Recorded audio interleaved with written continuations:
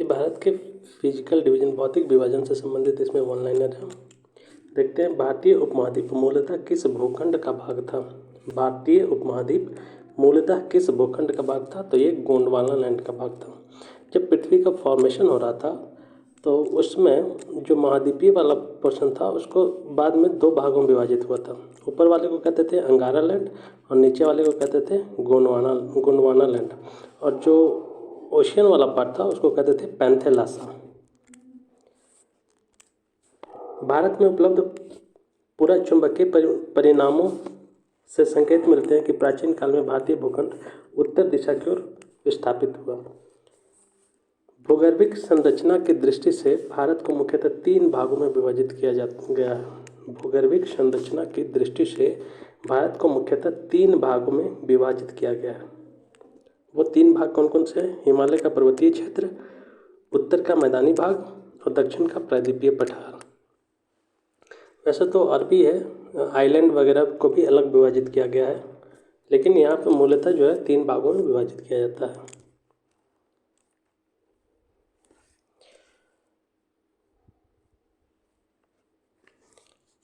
हिमालय के समानांतर संरचनात्मक भाग वलयों की तीव्रता तथा निर्माण आयु के आधार पर देखते हैं।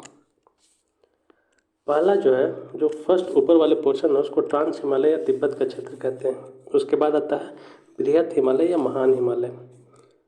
महान हिमालय के बाद आता है लघु हिमालय या मध्य हिमालय इसको कहते हैं, और जो सबसे नीचे वाला पोर्शन है उसको कहते हैं वाह्य या उप हिमालय या शिवालिक। शिवालिक के नाम से ये ज़्यादा फेमस है। अगर ऊपर वाले तिब्बत चाइना के, अगर ये इंडिया है तो ये ऊपर वाले पोर्शन है, ये तीन भागों में हिमालय को विभाजित किया गया है। सबसे पहले ट्रांस हिमालय आता है, उसके बाद बृहत हिमालय आएगा, फिर आपको आएगा मध्य हिमालय, और जो लास्ट में है वो शिवालिक। इसको लास्ट वाले पोर्शन को शिवालिक कहते हैं।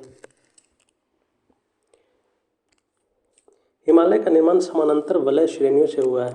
इनमें प्राचीनतम श्रेणी कौन सी है, तो वह है बृहत हिमालय। बृहत हिमालय जो है सबसे प्राचीन श्रेणी है। नेक्स्ट है, उत्तर भारत में उप हिमालय क्षेत्र के सहारे विस्तारित समतल मैदान को क्या कहा जाता है। उत्तर भारत में उप हिमालय क्षेत्र के सहारे विस्तारित समतल मैदान को क्या कहा जाता है, तो उसको कहा जाता है भाबर। जो हिमालय के नीचे जस्ट तराई क्षेत्र वाले जो क्षेत्र आते हैं जो समतल मैदान के रूप में है, तो उसको भाबर कहते हैं। हिमालय का पर्वतीय पदीय प्रदेश कौन सा है? हिमालय का पर्वत पदीय प्रदेश कौन सा है, तो वह है शिवालिक। नेक्स्ट है, शिवालिक शैल समूह के दक्षिण में स्थित भाबर क्षेत्र किस संरचना का उदाहरण है? शिवालिक शैल समूह के दक्षिण में स्थित भाबर क्षेत्र किस संरचना का उदाहरण है, तो ये गिरिपथ की स्थिति का है। शिवालिक के श्रेणी की औसत ऊंचाई जो है 600 से 1200 मीटर है। शिवालिक श्रेणी की औसत ऊंचाई जो है 600 से 1200 मीटर है। नेक्स्ट है, लघु हिमालय किन श्रेणियों के मध्य में स्थित है? लघु हिमालय किन श्रेणियों के मध्य में स्थित है? तो लघु हिमालय जो है महान हिमालय और शिवालिक के बीच स्थित है। पहले आ जाएगा, अगर हिमालय का विभाजन देगा तो सबसे ऊपर में है ट्रांस हिमालय, उसके बाद आता है बृहत हिमालय, उसके बाद मध्य हिमालय और लास्ट में आता है शिवालिक। तो यहाँ पे पूछ रहा है, यहाँ पे है लघु हिमालय किन श्रेणियों के मध्य स्थित है? तो लघु हिमालय जो है वो बृहत हिमालय और शिवालिक के बीच में स्थित है। हिमालय की नवीनतम पर्वत श्रेणी कौन सी है? हिमालय की नवीनतम पर्वत श्रेणी कौन सी है, तो वो है शिवालिक। शिवालिक जो है सबसे बाद में बना है। नेक्स्ट है, नर्मदा एवं ताप्ती नदियों के मध्य कौन सी पर्वत श्रेणी स्थित है? नर्मदा एवं ताप्ती नदियों के मध्य कौन सी पर्वत श्रेणी स्थित है, तो यह है सतपुड़ा की श्रेणी।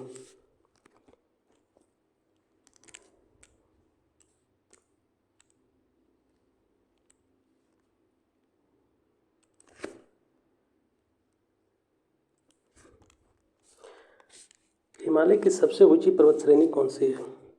हिमालय की सबसे ऊंची पर्वत श्रेणी कौन सी है? हिमालय की जो सबसे ऊंची पर्वत श्रेणी है वो है हिमाद्री या बृहत हिमालय। हिमाद्री या बृहत हिमालय। बृहत हिमालय जो है सबसे ऊंची श्रेणी है, पर्वत श्रेणी है मतलब। बृहत हिमालय यानी कि ग्रेट हिमालय की औसत ऊंचाई कितनी है? बृहत हिमालय की औसत ऊंचाई कितनी है, तो यह है 6100 मीटर, मतलब 6100 मीटर जो है इसकी औसत ऊंचाई है।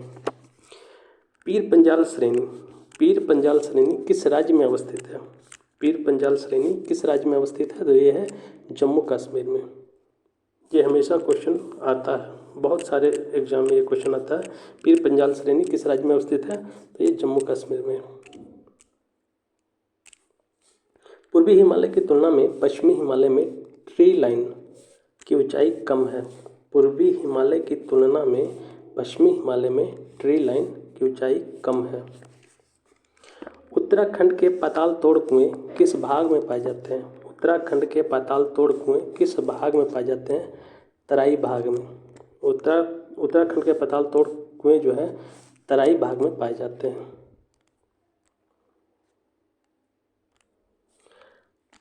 ऑक्साई चेन किस क्षेत्र का भाग है? ऑक्साई चेन किस क्षेत्र का भाग है? तो ये लद्दाख का भाग है। ऑक्साई चेन जो है लद्दाख का भाग है और ये अभी चाइना के कब्जे में है। नेक्स्ट है पश्चिमी हिमालय प्रदेश के प्रमुख प्राकृतिक संसाधन क्या है? पश्चिमी हिमालय प्रदेश के प्रमुख प्राकृतिक संसाधन क्या है? तो जो प्रमुख संसाधन है वो है वन। भारत की प्राचीनतम पर्वत श्रृंखला कौन सी है? भारत की प्राचीनतम पर्वत श्रृंखला कौन सी है? तो ये अरावली। अरावली जो है भारत की प्राचीनतम पर्वत श्रृंखला है। अरावली श्रेणियों की अनुमानित आयु कितनी है? अरावली श्रेणियों की अनुमानित आयु कितनी है? तो 600 से 570 मिलियन वर्ष। 600 से 570 मिलियन वर्ष इसकी अनुमानित आयु लगाया जाता है। नेक्स्ट है माउंट एवरेस्ट को नेपाल में सागर माथा के नाम से भी जाना जाता है। माउंट एवरेस्ट को नेपाल में सागर माथा के नाम से जाना जाता है। नेक्स्ट है अरावली किस प्रकार की पर्वत श्रेणी है? अरावली किस प्रकार की पर्वत श्रेणी है?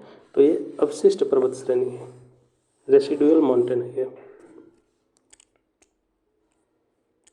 नेक्स्ट है दक्षिण भारत की सबसे ऊंची चोटी कौन सी है? दक्षिण भारत की सबसे ऊंची चोटी कौन सी है? तो ये है अन्नाईमुड़ी। दक्षिण भारत की जो सबसे ऊंची चोटी है वह है अन्नाईमुड़ी। इसकी ऊंचाई है 2695 मीटर। 2695 मीटर। ये केरल में स्थित है।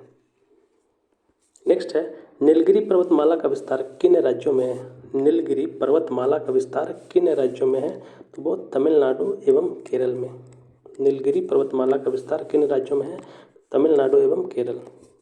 नेक्स्ट है महाराष्ट्र एवं कर्नाटक के मध्य स्थित पश्चिमी घाट को किस नाम से जाना जाता है? महाराष्ट्र एवं कर्नाटक के मध्य स्थित पश्चिमी घाट को किस नाम से जाना जाता है? तो वो कोंकण तट के नाम से जाना जाता है।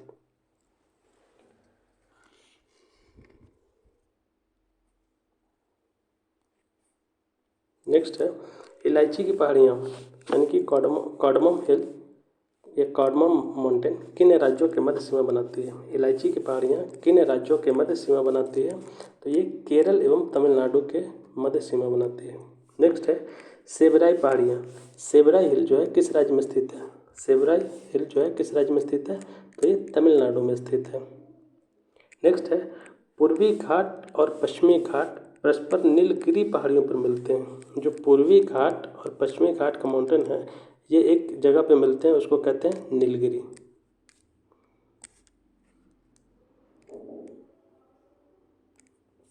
भारत की सर्वोच्च पर्वत चोटी कौन सी है? तो यह है K2 जिसको गॉडविन आइलैंड कहते हैं। इसकी ऊंचाई जो है 8611 मीटर है। 8611 मीटर। ये अभी अगर अभी की सिचुएशन अभी की स्थिति के अनुसार देखें तो ये POK में स्थित है।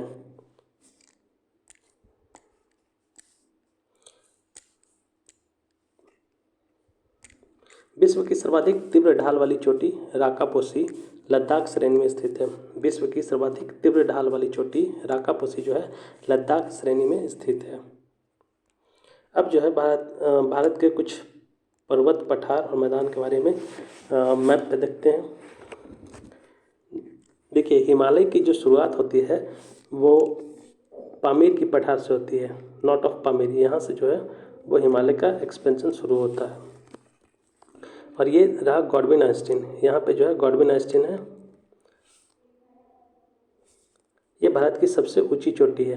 8611 मीटर इसकी ऊंचाई है। सबसे ऊपर वाले पोर्शन ये कुनलुन श्रेणी है। और वही पाकिस्तान की तरफ देखें तो हिंदू कुश श्रेणी जो है पाकिस्तान की तरफ हिमालय का विस्तार है। आपको सबसे पश्चिम में देखिए तो यहाँ पे नंगा पर्वत है। नंगा पर्वत की ऊंचाई जो है वो है 8,126 मीटर। नंगा पर्वत की ऊंचाई जो है 8,126 मीटर है। उसके बाद ये पीर पंजाल श्रेणी है, ये जम्मू कश्मीर में स्थित है पीर पंजाल। यहाँ पे है लद्दाख श्रेणी, उसके ऊपर है काराकोरम श्रेणी। काराकोरम श्रेणी के बाद आता है लद्दाख श्रेणी और उसके नीचे आता है जास्कर श्रेणी।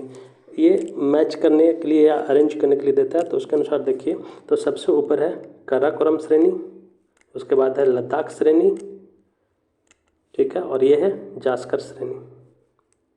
काराकोरम, लद्दाख और जास्कर। उसके बाद ये देखिए कि चाइना में तिब्बत वाले क्षेत्र में एक माउंटेन है, उसको कहते हैं कैलाश श्रेणी। ये जो है तिब्बत वाले इलाके में है। वहीं देखिए ये बृहत हिमालय वाले क्षेत्र में देखिए तो कई सारे भारत में माउंटेन हैं, जैसे धौलाधर है, शिवालिक है, ठीक है, और यहाँ पे नंदा देवी है उत्तराखंड में। इसकी ऊंचाई जो है 7,816 मीटर है, 7,816 मीटर।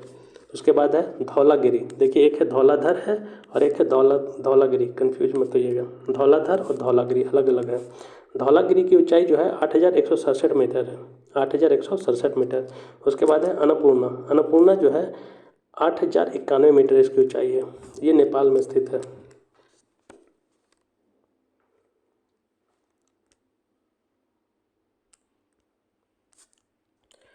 सॉरी, प्रॉपर इसको नेपाल में नहीं कह सकते, ये भारत और नेपाल के सीमा पे स्थित है। वैसे ज़्यादातर इसका पोर्शन जो है आपको भारत में मिलेगा। इसके बाद है माउंट एवरेस्ट। माउंट एवरेस्ट जो है ये नेपाल में स्थित है और इसकी ऊंचाई जो है 8,848.86 मीटर है, 8,848.86 मीटर है। इसके बाद आता है मकालू। मकालू की जो ऊंचाई है वो है 8,481 मीटर। फिर आता है कंचनजंगा। कंचनजंगा की ऊंचाई जो है 8,586 मीटर है। और यहीं से ये वाले पोर्शन से सांगपो नदी, जिसको हम लोग इंडिया में ब्रह्मपुत्रा कहते हैं, ये रही सांगपो नदी जो है।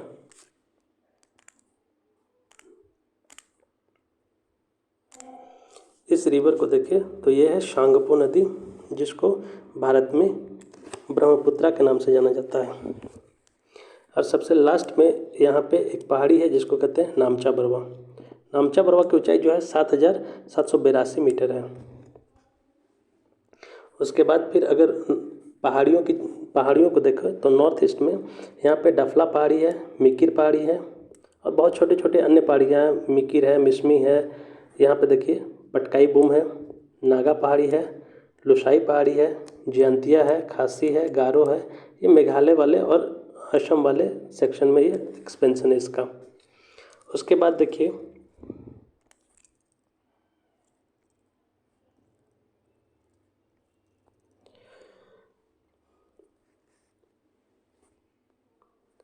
अब यहाँ पे देखिए ये है अरावली श्रेणी। अरावली श्रेणी में एक शिखर है जिसका नाम है गुरु शिखर, और गुरु शिखर की जो ऊंचाई है वो है 1722 मीटर। ये है गुरु शिखर अरावली श्रेणी की। और ये अरावली श्रेणी का एक्सपेंशन जो है आपको दिल्ली तक मिलता है। दिल्ली में इसे रायसीना हिल के नाम से भी जाना जाता है। अब देखिए ये रहा आपको सतमाला श्रेणी, जिसकी ऊंचाई है 1567 मीटर। सतमाला श्रेणी की ऊंचाई है 1567 मीटर। और यहीं पे है आपको विंध्यन श्रेणी। इसके ऊपर में विंध्यन श्रेणी, नर्मदा ऊपर में बहती है और नीचे में ताप्ती। और यहीं पे सतपुड़ा, उसके जस्ट ताप्ती के नीचे है सतपुड़ा श्रेणी। सतपुड़ा श्रेणी के पूर्व में है महादेव श्रेणी और उसके उत्तर पूर्व में है मैकाल श्रेणी।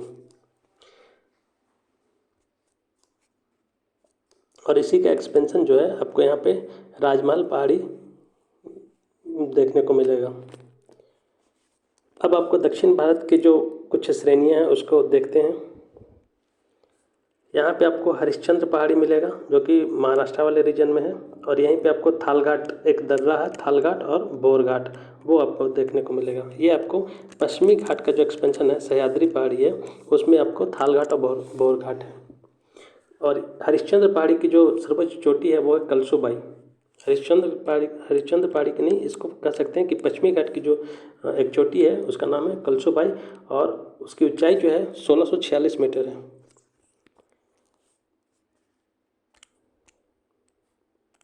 इसके बाद पूर्वी क्षेत्र में देखें तो ये है मलयगिरी। इसकी जो ऊंचाई है 1187 मीटर है। मलयगिरी की ऊंचाई है 1187 मीटर। इसके बाद है आपको तेलंगाना का पठार के उत्तर में देखें तो उत्तरी सरकार ये मैदान आ जाता है और यहीं पे है महेंद्रगिरी। महेंद्रगिरी पर्वत की ऊंचाई जो है आपको 1680 मीटर देखने को मिलेगा। महेंद्रगिरी कितना है? 1680 मीटर। इसके बाद है जिदांगड़ा चोटी जिसकी ऊंचाई है 1690 मीटर। उसके बाद है मारकोंडा 1680 मीटर। इसके बाद है नल्लामला हिल्स और यहाँ पे है जाबदी पहाड़ी। उसके नीचे है आपको सेवराई। जाबदी के नीचे सेवराई, ये रहा सेवराई। ये पूर्वी घाट वाले रीजन में आते हैं जाबदी और सेवराई। ये कर्नाटक और कुछ पोर्शन जो है आंध्र प्रदेश का बहुत ही कम पोर्शन टच करता है, लेकिन ज़्यादातर ये तमिलनाडु, ये पूरी तरह से कहिए तो तमिलनाडु वाले क्षेत्र में है। इसके बाद यहाँ पे आपको अन्नामलाई मिलेगा, अन्नामलाई। और ये है कार्डमम इलायची पहाड़ी, नीचे इलायची पहाड़ी है इसको कार्डमम हिल बोलते हैं। और ये है अन्नामलाई, इसको पालघाट बोलते हैं। और ये ऊपर वाले जो है यहीं पे पूर्वी घाट और पश्चिमी घाट दोनों आकर के मिलते हैं। यहाँ से पूर्वी घाट और इधर से पश्चिमी घाट, और इस क्षेत्र को कहते हैं नीलगिरी की पहाड़ी। अनाईमोड़ी की चोटी, ये जो अनाईमोड़ी एक चोटी है जिसकी ऊंचाई है 2695 मीटर। दक्षिण भारत की सबसे ऊंची चोटी कह सकते हैं तो अनाईमोड़ी है जिसकी ऊंचाई है 2695 मीटर। नेक्स्ट है सबसे नीचे जो है वो है महेंद्रगिरी पर्वत। मुख्य भूमि के दक्षिणतम चोटी कह सकते हैं महेंद्रगिरी पर्वत है। अब जो है कुछ मैदान और पठार के बारे में देखते हैं। उससे पहले नदियों के बारे में देख लेते हैं।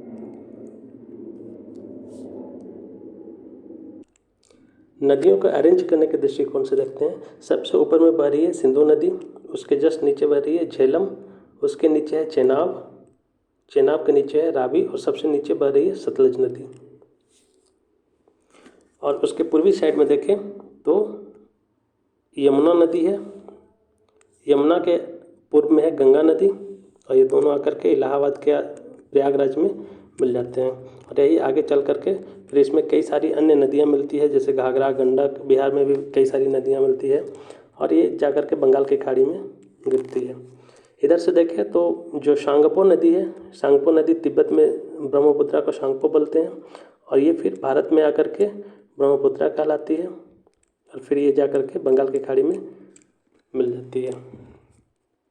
वहीं दक्षिण भारत के कुछ नदियों के बारे में देखेंगे तो सबसे जो इम्पोर्टेंट दक्षिण भारत की नदियां हैं वो आपको गोदावरी और कृष्णा, गोदावरी और कृष्णा नदी जो है ये दक्षिण भारत की महत्वपूर्ण नदी है। और सबसे जो दक्षिण में स्थित है जो महत्वपूर्ण नदी है ये कृष्णा नदी हो गया,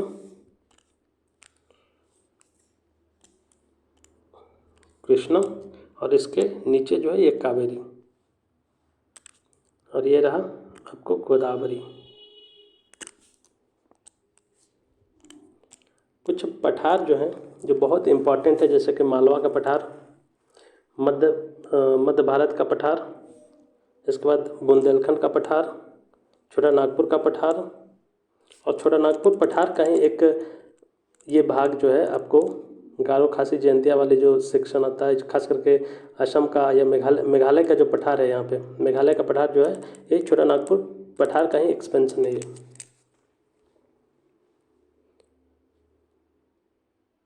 इसके बाद यहाँ पे देखिए महाराष्ट्र में तो महाराष्ट्र का पठार आएगा, फिर कर्नाटक का पठार आ जाएगा, दक्षिण भारत का पठार आएगा।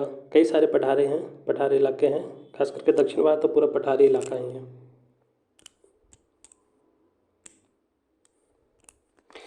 माना दर्रा उत्तराखंड को किससे जोड़ता है? माना दर्रा उत्तराखंड को किससे जोड़ता है? तो ये तिब्बत से जोड़ता है। माना दर्रा है उत्तराखंड को तिब्बत से जोड़ता है।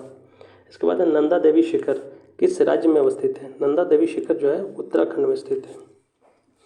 अरावली श्रेणी का उच्चतम पर्वत शिखर कौन सा है? अरावली श्रेणी का उच्चतम पर्वत शिखर कौन सा है? तो ये गुरु शिखर है, 1722 मीटर इसकी ऊंचाई है। हिमालय पर्वत की एक श्रेणी अराकान योमा किस देश में स्थित है? हिमालय पर्वत की एक श्रेणी अराकान योमा किस देश में स्थित है? तो ये म्यांमार में स्थित है अराकान योमा। कुल्लू घाटी किन पर्वत श्रेणियों के मध्य स्थित है? कुल्लू घाटी किन पर्वत श्रेणियों के मध्य स्थित है? तो ये धौलाधर तथा पीर पंजाल श्रेणी के मध्य स्थित है कुल्लू घाटी, धौलाधर तथा पीर पंजाल। इसके बाद है पालघाट दर्रा किन पहाड़ियों के मध्य स्थित है? पालघाट जो है वो दक्षिण भारत में है और नीलगिरी और अन्नामलाई पहाड़ियों के बीच स्थित है। नीलगिरी और अन्नामलाई पहाड़ी ये दो राज्यों को जोड़ता है, वो है केरल और तमिलनाडु। नेक्स्ट है नाथुला दर्रा किस राज्य में स्थित है? तो नाथुला दर्रा जो है वो सिक्किम में स्थित है। उत्तराखंड में कोनधारी वनों एवं छोटे छोटे घास के मैदानों को बुग्याल या प्यार के नाम से जानते हैं। उत्तराखंड में कोनधारी वनों एवं छोटे छोटे घास के मैदानों को बुग्याल या प्यार के नाम से जाना जाता है।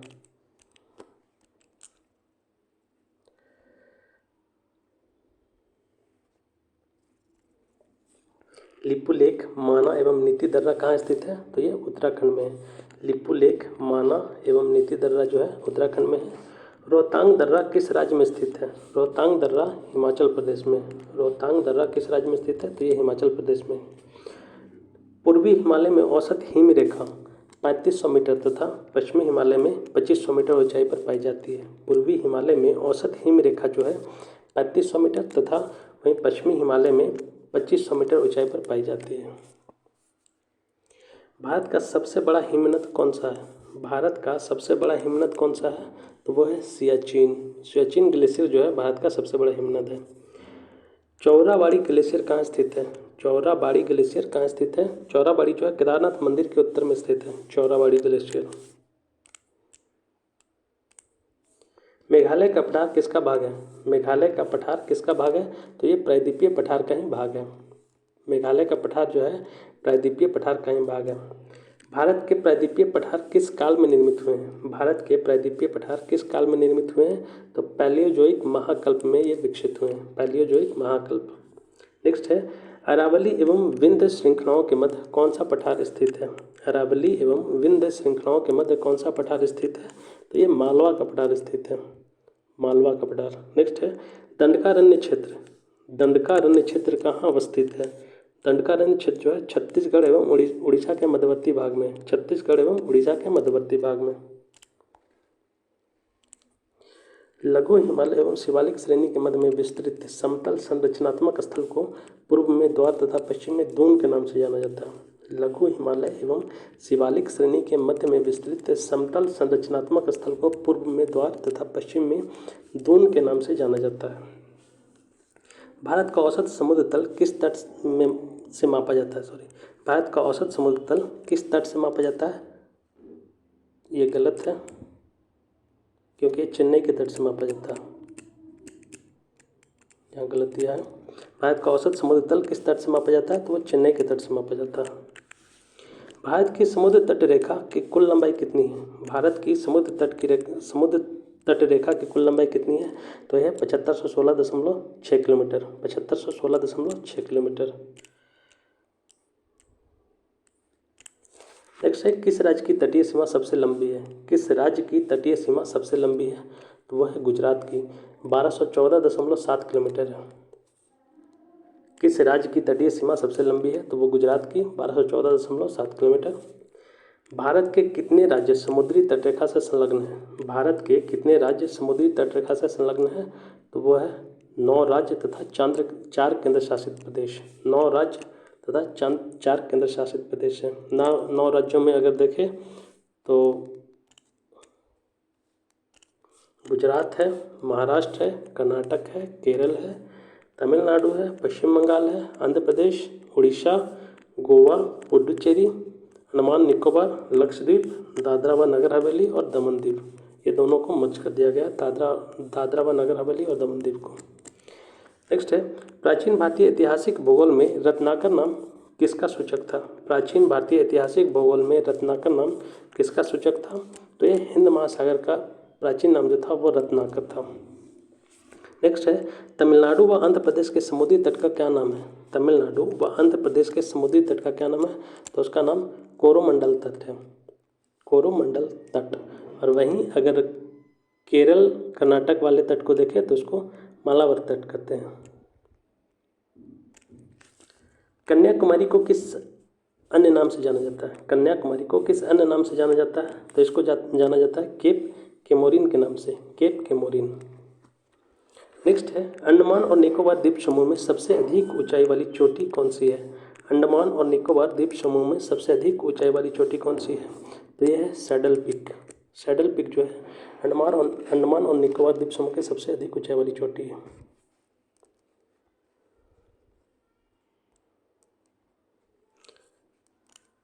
सतलज एवं सिंधु नदी के मध्य स्थित हिमालय के भाग को काश्मीर हिमालय या पंजाब हिमालय के नाम से जाना जाता है। सतलज एवं सिंधु नदी के मध्य स्थित हिमालय के भाग को काश्मीर हिमालय या पंजाब हिमालय के नाम से जाना जाता है। सिडनी बुराड ने इसका विभाजन किया था।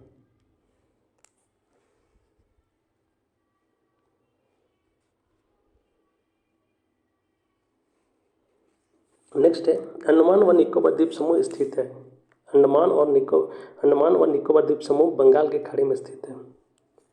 नेक्स्ट है अंडमान निकोबार द्वीप समूह में द्वीपों की संख्या कितनी है, तो लगभग जो है 572 द्वीप है।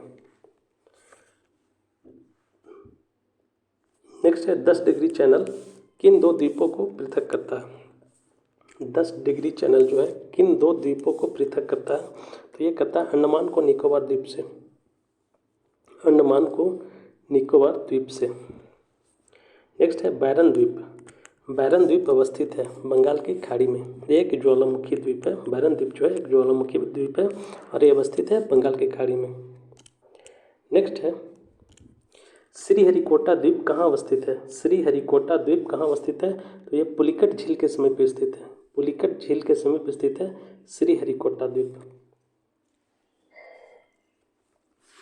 नेक्स्ट है राम सेतु, जिसको एडम ब्रिज कहते हैं, कहाँ से प्रारंभ होता है। राम सेतु कहाँ से प्रारंभ होता है, तो ये धनुषकोडी से प्रारंभ होता है और ये तमिलनाडु वाले रीजन में, तमिलनाडु के पास में धनुषकोडी। इसके बाद है लक्षद्वीप, कहाँ अवस्थित है। लक्षद्वीप जो है अरब सागर में स्थित है। भारत का कौन सा द्वीप समूह प्रवाल निर्मित है। भारत का मोस्ट इंपॉर्टेंट क्वेश्चन है, भारत का कौन सा द्वीप समूह प्रवाल निर्मित है, तो ये जो है लक्षद्वीप जो है प्रवाल निर्मित है। मिनिकॉय द्वीप भारतीय तटरेखा के सुदूरवर्ती द्वीप की श्रेणी में आता है। मिनिकॉय द्वीप जो है भारतीय तटरेखा के सुदूरवर्ती द्वीप की श्रेणी में आता है। देखिए ये जो है भारत का कौन सा द्वीप समूह प्रवाल निर्मित है, तो लक्षद्वीप इसका करेक्ट आंसर है। लेकिन अन्य जो द्वीप है जैसे कि आपको अंडमान निकोबार वगैरह जो है उसमें भी कुछ कुछ द्वीप ऐसे हैं जो कोरल निर्मित है, प्रवाल निर्मित है।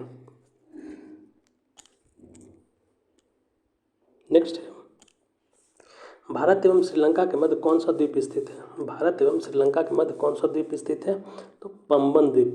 भारत एवं श्रीलंका के मध्य जो द्वीप स्थित है उसका नाम है पंबन या फिर रामेश्वरम के नाम से भी जाना जाता है। द्वीपों पर बसा हुआ भारत का सबसे बड़ा नगर कौन सा है। द्वीपों पर बसा हुआ भारत का सबसे बड़ा नगर कौन सा है, तो मुंबई। मुंबई जो है एक द्वीप पर बसा हुआ है, उसका नाम है सॉल्सट द्वीप। नेक्स्ट है कोरी क्रीक। कोरी क्रीक कहाँ स्थित है, कोरी क्रीक जो है कच्छ के रण में स्थित है। इसके बाद है सर क्रीक। सर क्रीक विवाद किन दो देशों के मध्य है, तो भारत एवं पाकिस्तान के मध्य जो है सर क्रीक है। देखिए ये सब जो शब्द है क्रीक वगैरह ये आपको जब ज्योग्राफी फुल डिटेल में आपको बताएंगे तब आपको ये सब चीज़ें क्लियर कर देंगे। अभी वन लाइनर है तो क्लियर कर देखते चलिए। नेक्स्ट है बुर्जिल व बनिहाल दर्रे किस पर्वत श्रेणी में स्थित है। बुर्जिल व बनिहाल दर्रे किस पर्वत श्रेणी में स्थित है, तो ये पीर पंजाल श्रेणी में स्थित है। बुर्जिल व बनिहाल दर्रे किस पर्वत श्रेणी में स्थित है, पीर पंजाल श्रेणी। नेक्स्ट है मिजोरम को अन्य किस भौतिक नाम से भी जाना जाता है। मिजोरम को अन्य किस भौतिक नाम से भी जाना जाता है, तो वह है मालेसिस बेसिन। मिजोरम को मालेसिस बेसिन के नाम से भी जाना जाता है।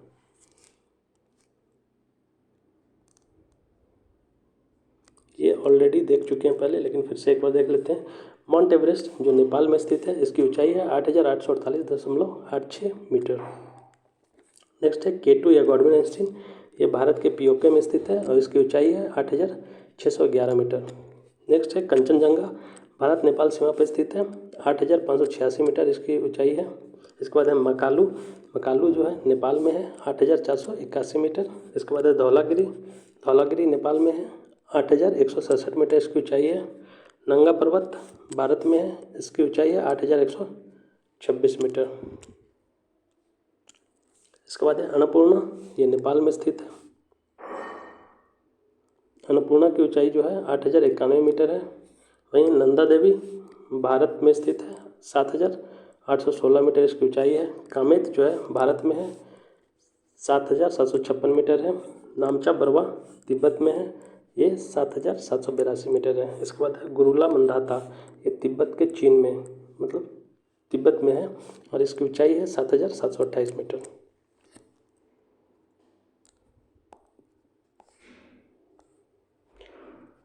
ये जो है इसका जो विभाजन किया गया था, कश्मीर हिमालय, पंजाब हिमालय, असम हिमालय, नेपाल हिमालय, इसको जो है सिडनी बुराड ने किए थे और इसका बहुत एक्सपेंशन में बहुत अच्छे से इसको बताएंगे। इसका एक्सपेंशन जो किस प्रकार से है, क्या है, किन नदियों के बीच में, उसको देखेंगे बाद में। ये अभी बस वन लाइनर है, तो इसको नेक्स्ट आपका टॉपिक जो है वो होगा क्लाइमेट, इंडियन क्लाइमेट।